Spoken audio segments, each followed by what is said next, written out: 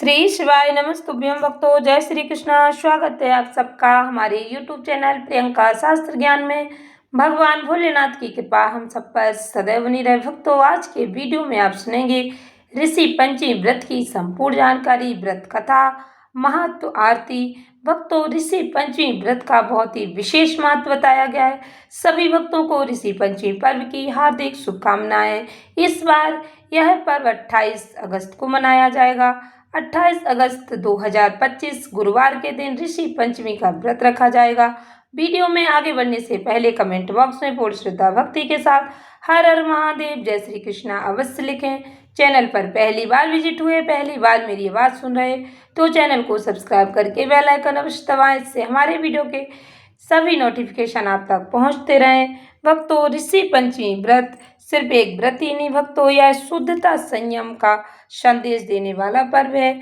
इस दिन पूरे मन से पूजा, दान पुण्य करने से भक्तों जीवन में पॉजिटिविटी आती है, सुख समृद्धि का आशीर्वाद मिलता है। हर साल भाद्रपद मास के शुक्ल पक्ष की पंचमी तिथि को यह पर्व मनाया जाता है। ऋषि पंचमी का व्रत हिंदू धर्म में बहुत ही विशेष महत्व रखता है। यह पर्व गणेश चतुर्थी के अगले दिन आता है। इस व्रत को रखने से सभी पापों से मुक्ति मिलती है, संतान सुख मिलता है, घर में सुख समृद्धि आती है। भक्तों, भगवान ब्रह्मा जी ने इस व्रत को कलयुग में सभी पापों का नाश करने वाला व्रत बताया है। भक्तों, इस दिन व्रत और पूजा करने से जीवन में हुई जाने अनजाने गलतियों का प्रायश्चित हो जाता है। महिलाओं के लिए यह दिन बेहद ही महत्वपूर्ण होता है। यह व्रत महिलाएं और पुरुष दोनों ही लोग रख सकते हैं। यह व्रत खासकर महिलाओं के लिए बहुत ही महत्वपूर्ण बताया गया है।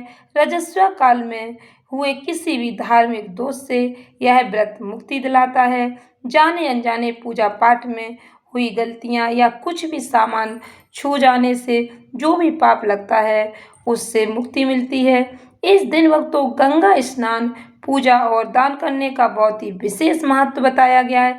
यदि आप गंगा स्नान नहीं कर पाते तो घर पर ही स्नान के जल में थोड़ा सा गंगा जल मिलाकर स्नान करें। इससे जीवन में सुख समृद्धि आती है, शांति का आशीर्वाद मिलता है। भक्तों, ऋषि पंचमी व्रत की पूजा विधि। ऋषि पंचमी व्रत में शुभ मुहूर्त पूजा का क्या रहेगा, ध्यान से श्रवण करें। भक्तों, ऋषि पंचमी तिथि की शुरुआत 27 अगस्त को दोपहर 3:44 पर होगी। इसका समापन भक्तों 28 अगस्त को शाम 5:56 पर होगा। उदय तिथि के अनुसार यह व्रत 28 अगस्त 2025 गुरुवार के दिन रखा जाएगा। पूजा का शुभ मुहूर्त सुबह 11:05 से लेकर 11:05 से लेकर दोपहर 1:39 तक रहेगा।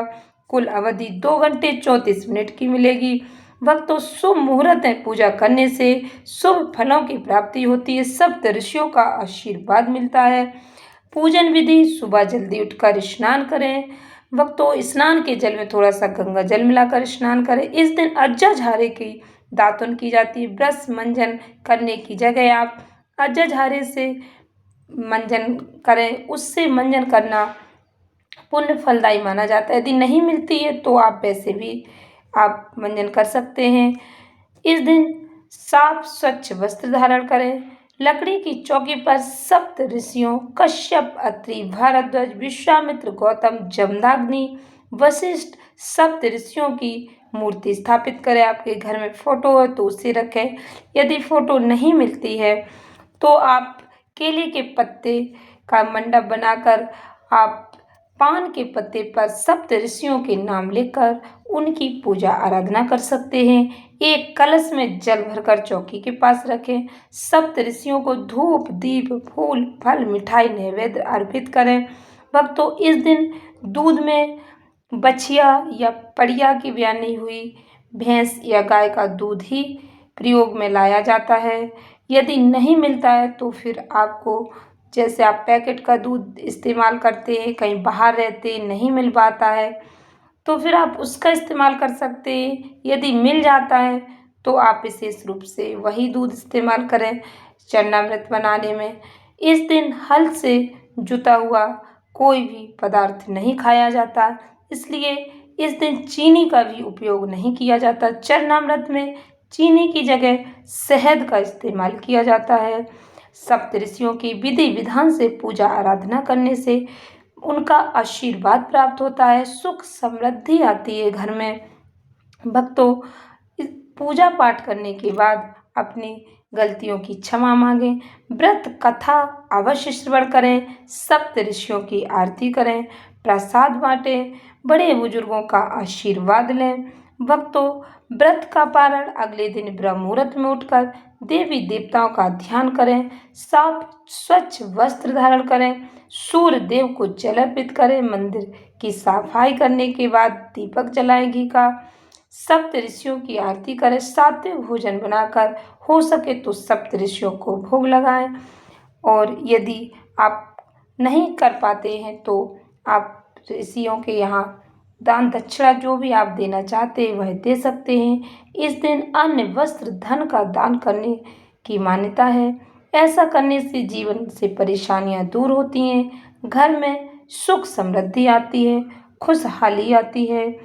ऋषि पंचमी के दिन भक्तों, गंगा स्नान करने से सभी प्रकार के पाप नष्ट होते हैं, पुण्य की प्राप्ति होती है। भक्तों, इस व्रत में रात्रि जागरण करने का भी बहुत ही विशेष महत्व बताया गया है। रात्रि जागरण करना सर्वश्रेष्ठ माना जाता है। इस प्रकार नियम पूर्वक व्रत पूजन करने से सर्व सुख, आरोग्यता, समृद्धि, यश, धन धान, संतान, वैभव, विजय की प्राप्ति होती है। अंत में मोक्ष की प्राप्ति होती है। व्रत को करने से धार्मिक दोषों का निवारण होता है। यह व्रत जीवन में अनुशासन, सेवा भावना को मजबूत करता है।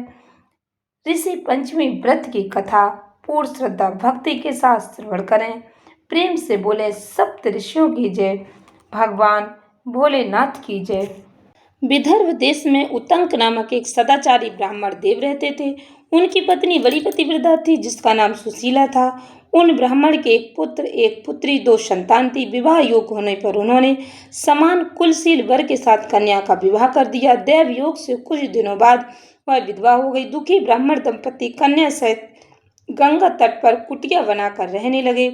एक दिन ब्राह्मण कन्या सो रही थी, उसका शरीर कीड़ों से भर गया। कन्या ने सारी बात माँ से कही। माँ ने पति से सब कहते हुए पूछा, हे प्राणनाथ, मेरी साध्वी कन्या की यह गति होने का क्या कारण है? उतंक जी ने समाधि द्वारा इस घटना का पता लगाकर बताया। पूर्व जन्म में भी यह कन्या ब्राह्मणी थी। इसने रजस्वला होते ही बर्तन छू लिए थे।